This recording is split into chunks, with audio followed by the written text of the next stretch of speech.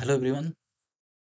आशा करता हूँ आप सभी लोग अच्छे होंगे, आपकी तैयारी भी अच्छी चल रही होगी। मेरा नाम दिवस द्विवेदी है और मैं घटना सूत्र की प्रश्न उत्तर अभ्यास श्रृंखला में आप सभी का स्वागत करता हूँ, जहाँ पर हम 5 करंट अफेयर्स प्रीलिम्स के क्वेश्चंस लेके आते हैं और उनसे जुड़े हुए टॉपिक की चर्चा करते हैं। साथ ही 2 मुख्य परीक्षा संबंधी प्रश्नों की भी यहाँ पे चर्चा करते हैं।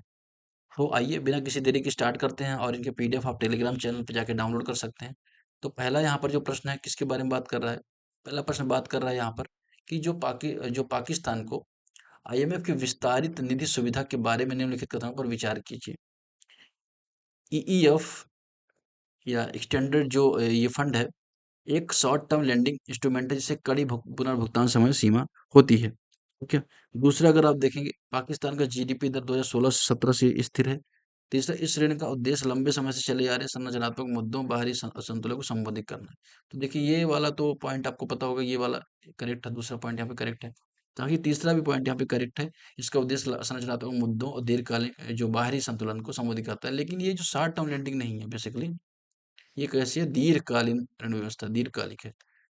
तो यहाँ पर इसके बारे में थोड़ा सा आपने देखा। अब अगर हम बात करें यहाँ पर कि जो अभी लोन मिला उसके संबंध में आईएमएफ थोड़ा सा चर्चा में रहा, तो आईएमएफ के बारे में थोड़ा सा हल्का कुछ फैक्ट जान लेते हैं। तो देखिए बेसिकली आईएमएफ बेसिकली 1944 में ब्रेटन वुड्स सम्मेलन हुआ। आप देखें 1944 ब्रेटन वुड्स सम्मेलन, उसके बाद अगर आप देखें वर्ल्ड बैंक के ऊपर निकल के सामने आईएमएफ निकल के सामने है। तो आईएमएफ क्या होता है, जो क्राइसिस आपदा में क्या करता है, ऋण देने का काम करता है। ठीक है। और इसका जो मुख्यालय कहाँ है आप देखेंगे, तो वाशिंगटन डीसी में इसका मुख्यालय है और लगभग 190 के आसपास इसमें देश शामिल है। इसका उद्देश्य बेसिकली है कि जो वैश्विक आर्थिक स्थिरता है उसको बनाए, उसको के रखना, मुद्रा विनिमय दर को बना के रखना है ना। कोई भी देश फाइनेंशियल क्राइसिस में इतना ना चले जाए तो आपातकालीन परिस्थिति में ऋण देना, विकासशील देशों को आवश्यकता में ऋण देना, गरीबी कम करने में थोड़ा सहयोग करना। ठीक है। आईएमएफ करता है क्या, ऋण देता है, तकनीकी सहायता प्रदान करता है, साथ ही निरीक्षण निगरानी करता है, बहुत सारे इंडेक्स भी जारी करता है जैसे। और साथ ही भारत आईएमएफ का संस्थापक सदस्य भी है ना। तो भारत को भी अगर आप देखें 1991 के आसपास आपने देखा होगा, जो फाइनेंशियल क्राइसिस आए थे भारत में, पेमेंट क्राइसिस आए थे, उसमें आईएमएफ ने मदद की थी। ठीक है। ये सारी बातें आप थोड़ा सा यहाँ पे इसके बारे में जानें। तो ठीक है, यहाँ पे हमने पाकिस्तान मुद्दे में था तो आईएमएफ के बारे में थोड़ा सा चर्चा कर ली। फिर अगले टॉपिक को हम बढ़ेंगे और बात करेंगे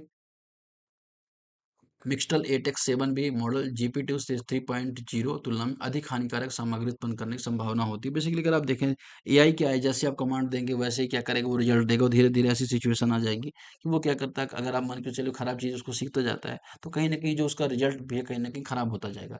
तो ये समस्या देखने को मिल रही है। और मिक्सटल 867B मॉडल जीपी2 3.2 ये कहीं इसीलिए चर्चा में रहा है।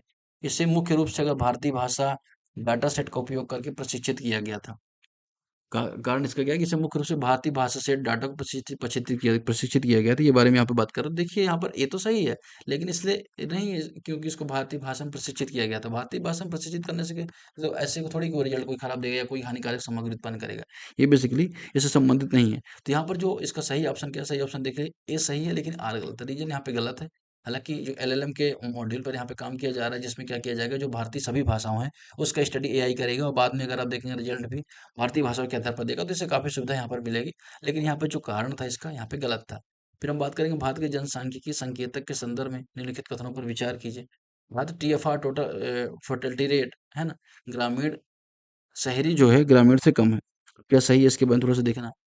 तो यहाँ पर पहले स्टेटमेंट यहाँ पे सही है। जो फर्टिलिटी रेट है, जाहिर सी बात है कि जो शहरी होता है ग्रामीण से कम, और ग्रामीण फर्टिलिटी रेट ज़्यादा होती है जहाँ ज़्यादा बच्चों की जन्म लेते हैं। फिर वहीं 0 से 14 आयु वर्ग के बच्चों का हिस्सा 1971 से लगातार बढ़ रहा है। अब ये सही है क्या?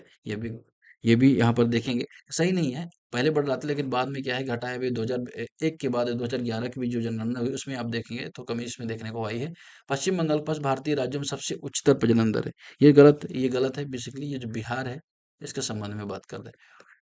एक महिला एवरेज जीवन में कितने बच्चों को जन्म देती है, उस संबंध में जो टोटल फर्टिलिटी रेट मगर देखें, फर्टिलिटी रेट को बोला जाता है। अभी ऐसा माना जा रहा है कि 2 हो गई। रजिस्ट्रार का जो आंकड़ा भी आया है रजिस्ट्रार जनरल का, तो उसमें आप देखेंगे कि जो बात करते हैं कि 2 के आसपास जो हो गई फर्टिलिटी रेट हो गई। वहीं एनएफएचएस का जो आंकड़ा था, एनएफएचएस 05 का आंकड़ा था, वो बात करता है 2.1 के आसपास हो गई है। और 2.1 रिप्लेसमेंट रेट कहलाती है, प्रतिस्थापन दर कहलाती है। प्रतिस्थापन दर का मतलब ये होता है कि अगर इतनी जनसंख्या जो हमारी ये हो जाए, तो फिर क्या है कि जो जनसंख्या वो स्थिर हो जाएगी, जनसंख्या स्टेबल हो जाएगी। और 2.1 उसके संबंध में बात करता है। अगर हम बात करें बिहार के, लगभग 3.4 के आसपास, 3.8 के आसपास ये टोटल फर्टिलिटी रेट वहाँ पे दिखाई देती है। फिर हम बात करेंगे डब्ल्यूएचओ पारंपरिक चिकित्सा सम्मेलन के बारे में। इसका दूसरा सम्मेलन भारत में 2025 में आयोजित किया गया। एकदम सही स्टेटमेंट है। दूसरा, एआई जीनोमिक्स डब्ल्यूएचओ की पारंपरिक चिकित्सीय रणनीति का हिस्सा है। ठीक है, ये सही है गलत है? ये आपको बताना है यहाँ पर, तो ये भी यहाँ पे सही है। तीसरा, जीएफटीएम को 2022 में जिनेवा सम्मेलन में स्थापित किया गया था। यहाँ पे गलत है।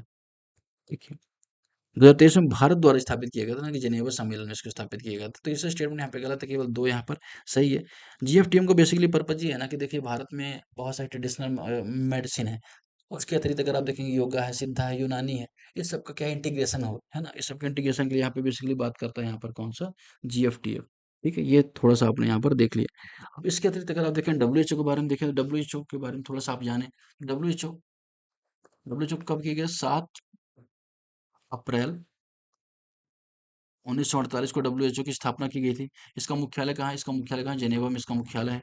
साथ ही साथ अगर आप देखेंगे, विश्व स्वास्थ्य दिवस इस दिन मनाया जाता है, डब्ल्यूएचओ की स्थापना के दिन। ठीक है, दुनिया भर के लोगों को स्वास्थ्य संबंधी सहायता देना, बीमारियों में देशों की मदद करना, वैक्सीनेशन में मदद करना, स्वास्थ्य नीतियां मार्गदर्शन जारी करना, वैश्विक स्तर पर मार्गदर्शन जारी करना, पेंडेमिक एपेडेमिक घोषणा करना। आपने देखा होगा कि कोविड-19 में पेंडेमिक एपेडेमिक घोषित करना, ये भी डब्ल्यूएचओ का कार्य करता है। पूरे विश्व में अगर देखें, समन्वय बना के रखना, खासतौर पर स्वास्थ्य क्षेत्र को लेके। यहाँ पे बात करते हैं, और इसका हेडक्वार्टर कहाँ है? जेनेवा में है, स्विट्जरलैंड के जेनेवा में है। ठीक है, यहाँ पे इस बारे में थोड़ा सा हमने देख लिया। फिर हम अगला प्रश्न बात करेंगे, ऑपरेशन सिंदूर के बाद पाकिस्तान की आर्थिक नौसैनिक संवेदनशील बढ़ गई है, जाहिर सी बात है ना?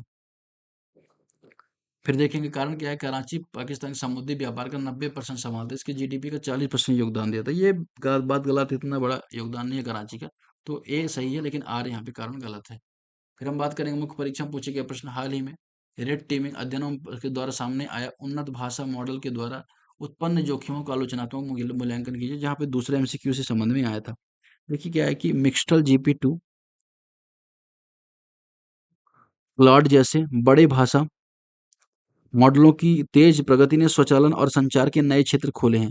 हालांकि एनकीफर एआई जैसे अध्ययनों ने गंभीर नैतिक सुरक्षा कमजोरियों को उजागर किया है। बेसिकली अगर देखिए अब क्या हो रहा है कि अब एआई का उपयोग हर जगह बढ़ता जा रहा है, तो इस संबंध में कुछ ऐसा आंकड़ा है कि जो एआई 3.0 के आसपास जीपीटी 4 3.0 है, और ये क्या कर रहा है कि इसमें कहीं ना कहीं नकारात्मक परिणाम देखने को आ रहे हैं। और इसलिए ऐसा होता है, कोडिंग या सीखने के दौरान ऐसी प्रक्रिया में जब डाटा इनके पास ऐसा जाता है, तो रिजल्ट भी इसका निगेटिवली इम्पैक्ट होता है। तो इस संबंध में यहाँ पे बात कर रहे हैं। मुख्य बॉडी में अगर आप देखेंगे, तो यहाँ पे बताएंगे कि जो प्रिंसिपल जो एआई है, उसका निष्कर्ष यहाँ पे बताएंगे 8% हानिकारक प्रतिक्रियाएं सामने निकल के आई हैं। फिर गलत जानकारी पूर्वाग्रह से ग्रसित की जो आंकड़े आए हैं, बाल सुरक्षा संबंधी उल्लंघन के संबंधी आंकड़े आए हैं। ठीक है, बहुस्तरीय सुरक्षा जाल की कमी भी देखी गई है ना? ये बेसिकली यहाँ पे बात कर रहा है। साथ ही इससे उभरते बाजार में भारत में नियामक निगरानी की कमी देखी गई। तो बहुत सारे चैलेंज यहाँ पे देखने को बेसिकली मिले हैं। साथ ही अगर आप देखेंगे कि ये जो चैलेंज है, कहीं न कहीं अगर आप देखेंगे रिसर्च डेवलपमेंट को इम्पैक्ट कर सकते हैं। मान लीजिए कोई आप काम कर रहे हैं, उसको भी नेगेटिवली इम्पैक्ट कर सकते हैं। तो कहीं न कहीं यहाँ पे रिफॉर्म की आवश्यकता, रिफॉर्म की नीड है। तो क्या होना चाहिए? अनिवार्य नैतिक ऑडिट होना चाहिए। एथिकल ऑडिट भी यहाँ पे आवश्यकता है एआई की, ओपन एआई की। साथ ही साथ अगर आप देखेंगे, मजबूत एआई विनियमन होना चाहिए, रेगुलेशन पर्याप्त होनी चाहिए, कंपनी की रिस्पॉन्सिबिलिटी तय की जानी चाहिए, अकाउंटेबिलिटी इंश्योर होनी चाहिए। साथ ही संस्थागत निगरानी की आवश्यकता है। स्वदेशी निगरानी, सुरक्षा अनुसंधान और आर-एन-डी की भी आवश्यकता है, जिससे स्वदेशी जो एआई संबंधी पहल उनको बढ़ावा दिया जा सके। बेसिकली भारत को नवाचार, नैतिक सुरक्षा उपायों के बीच संतुलन को सक्रिय रूप से कार्य करने की यहाँ पे आवश्यकता है। उस संबंध में यहाँ पे आर्टिकल था, जिसे हमने यहाँ पर देखा। भारत की घटती प्रजनन दरों, आर्थिक, सामाजिक सामाजिक प्रभावों का विश्लेषण करें। बात करेंगे प्रजनन दरों के बारे में, तो अभी क्या हुआ है कि जो एसआरएस है ना? उसका आंकड़ा यहाँ पे निकल के आया है कि भारत की जो टोटल जो फर्टिलिटी रेट है 2.0 हो गई है। ठीक है? 2.0 जो टोटल फर्टिलिटी रेट हो गई, उसके बारे में प्रतिस्थापन दर से कम है। यह जनसांख्यिकीय बदलाव नए सामाजिक आर्थिक अवसरों, चुनौतियों का संकेत देती है। ठीक है? यहाँ पे ये बात कर रहा है। फिर आप यहाँ पे बता सकते हैं कि जो टोटल फर्टिलिटी रेट है, पहले अगर आप देखेंगे 2.4 के आसपास थी, इसे 2 के आसपास इसे यहाँ पे ला दिया गया है। युवा जनसंख्या में अगर देखिए 0 से 14 वर्ष का जो हिस्सा था, उसमें भी अगर आप देखेंगे कमी आई है देखने को। शहरी जो ग्रामीण अंतर है, उसमें देखिए शहरी में जो टोटल फर्टिलिटी रेट 1.6 ही है, वहीं ग्रामीण में अगर आप देखें 2.1 के आसपास है। सामाजिक आर्थिक इसके प्रभाव दिखा सकते हैं, जनसांख्यिकीय लाभांश का शिखर, युवा श्रमिक शक्ति का लाभ उठाने के लिए एक संक्षिप्त विंडो है। वृद्ध जनसंख्या, वृद्ध देखभाल पेंशन की अधिक मांग यहाँ पे उठी है। शिक्षा रोजगार संबंध में जनसांख्यिकीय संभावनाओं को लाभकारी बनाने, कौशल प्रशिक्षण, रोजगार सृजन की यहाँ पे आवश्यकता है। साथ ही साथ अगर आप देखें, बेहतर नीति की बनाने की आवश्यकता है। भले ही टीएफआर यहाँ पे आ गई है, लेकिन जो असली आंकड़े आपको यहाँ पे देखने को मिलेंगे जब सेंसस होगा, क्योंकि ये सारे सर्वे होते हैं, और सेंसस में एक ही व्यक्ति का जब डाटा एकत्रित होता है, तो उसके बाद सही डाटा आता है, सही पिक्चर आती है। साथ ही जो डेमोग्राफी डिविडेंड, उसका हमें लाभ उठाने की आवश्यकता है। स्वास्थ्य, शिक्षा, रोजगार में भारत को यहाँ पे लगातार कार्य करने की आवश्यकता है, जिससे जो जनसंख्या है, उसका लाभ उठाया जा सके, भारत की जो एवरेज है उसका लाभ उठाया जा सके। तो आज के फिलहाल आर्टिकल में इतना ही। तब तक के लिए धन्यवाद।